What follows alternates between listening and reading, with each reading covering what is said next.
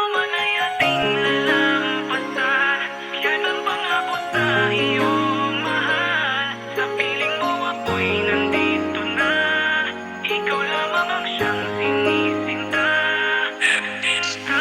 Palaging tinatapis na sana'y mapasakin ng tulad mo. Kahit alanganin pipilitin upang mapasakin at pipihitin ng tadhana upang di ka na malayo. Walang dahilan para gumulo, maging masaya kung anong meron tayo. Sabay natin tatahakin ng landas, walang kakalas. Dahil ako magsisilbing gabay at lakas sa tuwing nahihirapan. Pangakong di bibitawan habang buhay, panghawakan ng aking mga sinasabi. Bagamat may mga problema ay andito lang palagi. Di ako mawawala sa bisig mo'y mananatili sa aking puso at isipan. Ikaw ang tanging laman, kahit na anong mangyari hindi ka papalitan.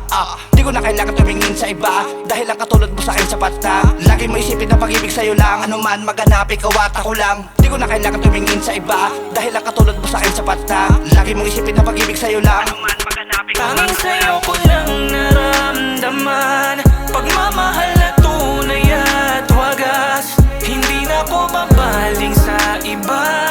Sa puso kong ika'y nag-iisa. Ano man ay ating lalampasan. Yan ang pangako sa iyong mahal. Sa piling mo ako'y nandito na. Ikaw lamang ang siyang sinisinta. Nasa gitna, ikaw lang talaga ang laman ng puso at isipan. Napasakin ka kahit ang puso mo ay napakapihikan. Ako ba'y binabalot ng pag-ibig at pagmamahal mo. Aminado ba katulad ko ay alipin na katulad mo. Maligaya sa tuwing tayong dalawa'y magkahawa kamay. Di na pwede mawala ka, kasama ka hanggang mamatay.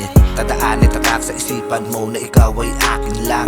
Tunay na pag-ibig lang ang tanging mong mararamdaman. Pangako walang araw sa damba na tayong dalawa ay harap. Tayo ay masusumpaan na walang iba na naman ang maganap. Haharap sa altar, luluhod ng sabay.